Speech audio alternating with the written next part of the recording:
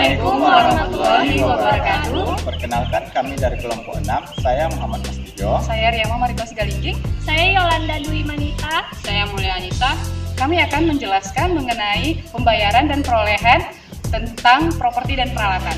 Silakan disimak videonya teman-teman. Dan jangan lupa di like ya. Poin pertama yang perlu kita ketahui adalah properti, pabrik, dan peralatan adalah aset yang memiliki umur lebih dari 1 tahun yang digunakan dalam operasional bisnis dan tidak untuk diperdagangkan.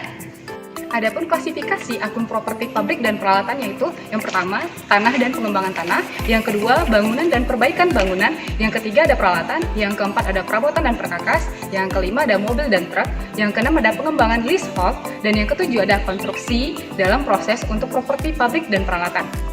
Catatan akuntansi yang utama untuk peralatan serta akun properti, pabrik, dan peralatan lain umumnya berupa file induk aset tetap atau fixed asset master file. File induk ini meliputi catatan yang terperinci atas setiap bagian peralatan dan jenis properti lainnya. File induk berisi deskripsi aset, tanggal akuisisi, biaya awal, penyusutan, dan akumulasi penyusutan. File induk juga berisi informasi mengenai properti yang diperoleh dan dibuang selama tahun bersangkutan. Tujuan pengujian substantif yang pertama yaitu memperoleh keyakinan tentang keandalan catatan akuntansi yang bersangkutan dengan aktiva tetap. Yang kedua, membuktikan keberadaan aktiva tetap dan keterjadian transaksi yang berkaitan dengan aktiva tetap. Kemudian yang ketiga, membuktikan hak kepemilikan klien atas aktiva tetap. Yang keempat, membuktikan kewajaran penilaian atas aktiva tetap.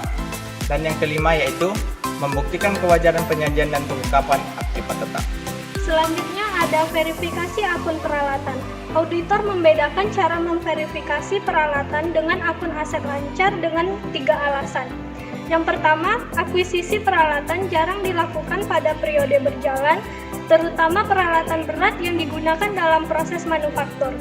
Yang kedua, jumlah setiap akuisisi seringkali material. Yang ketiga, ada peralatan mungkin tetap disimpan dan dicatat dalam catatan akuntansi selama beberapa tahun. Audit pada peralatan lebih menekankan pada verifikasi akuisisi yang dilakukan pada periode berjalan dan bukan saldo akun yang di bawah tahun sebelumnya. Dalam mengaudit atas peralatan, auditor harus memisahkan pengujian dalam beberapa kategori. Yang pertama, melaksanakan prosedur analitis. Yang kedua, memverifikasi akuisisi tahun berjalan. Yang ketiga, memverifikasi pelepasan. Yang keempat, verifikasi saldo akun aset. Yang kelima, memverifikasi beban penyusutan. Dan terakhir ada memverifikasi saldo akhir akumulasi penyusutan. Apa yang dilakukan oleh auditor? Mari kita perhatikan tabel berikut.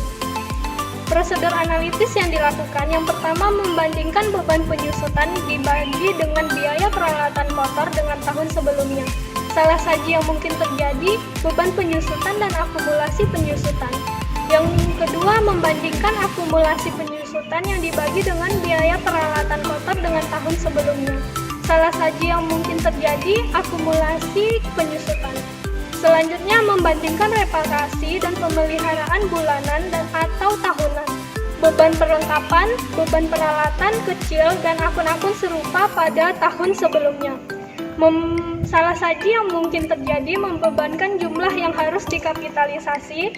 Selanjutnya, membandingkan biaya manufaktur kotor yang dibagi peralatan dengan beberapa ukuran produksi pada tahun sebelumnya. Salah saji yang mungkin terjadi, peralatan yang menganggur atau peralatan yang disingkirkan tetapi belum dihapuskan. Selanjutnya ada verifikasi akuisisi tahun berjalan. Perusahaan harus mencatat penambahan selama tahun berjalan dengan benar karena aset memiliki pengaruh jangka panjang terhadap laporan keuangan. Titik awal untuk memverifikasi akuisisi tahun berjalan umumnya schedule yang diperoleh dari klien menyangkut semua akuisisi yang dicatat pada akun properti, pabrik, dan peralatan di buku besar umum selama tahun tersebut. Schedule yang tipikal berisi daftar setiap penambahan secara terpisah dan mencantumkan tanggal akuisisi, vendor, deskripsi, notasi tentang barang baru atau bekas, umur aset, untuk tujuan penyusutan, metode penyusutan dan biaya atau harga yang diperolehnya. Selanjutnya, verifikasi pelepasan tahun berjalan. Transaksi yang melibatkan pelepasan peralatan seringkali disalah-sajikan apabila internal perusahaan tidak memiliki metode formal untuk memberitahu manajemen tentang penjualan, tukar tambah, pengabaian, atau pencurian mesin dan peralatan yang tercatat. Titik awal verifikasi pelepasan adalah schedule klien yang berisi catatan tanggal aset dilepas atau dibuang, nama orang atau perusahaan yang mengakuisisi aset, harga jual, biaya awal, tanggal akuisisi, dan diakumulasi penyusutan. Selanjutnya itu prosedur memverifikasi pelepasan. Yang pertama, review apakah aset yang baru diakuisisi menggantikan aset yang ada.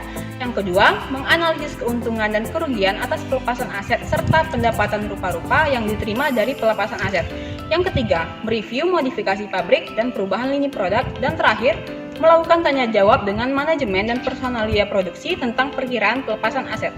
Selanjutnya, verifikasi beban penyusutan. Beban penyusutan merupakan salah satu dari beberapa akun beban yang tidak dimasukkan sebagai bagian dari pengujian pengendalian dan pengujian substansi atas transaksi. Jumlah yang tercatat ditentukan dengan alokasi internal, bukan oleh transaksi pertukaran dengan pihak luar. Jika beban penyusutan berjumlah material, diperlukan lebih banyak pengujian yang terinci atas beban penyusutan ketimbang untuk akun yang telah diverifikasi melalui pengujian pengendalian dan pengujian substantif atas transaksi. Selanjutnya, tujuan audit yang berkaitan dengan saldo yang paling penting untuk beban penyusutan adalah keakuratan.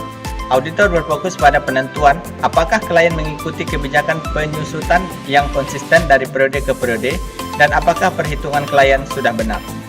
Sekian penjelasan materi dari kami, semoga bermanfaat untuk teman-teman semua. Terima kasih. Assalamualaikum warahmatullahi wabarakatuh.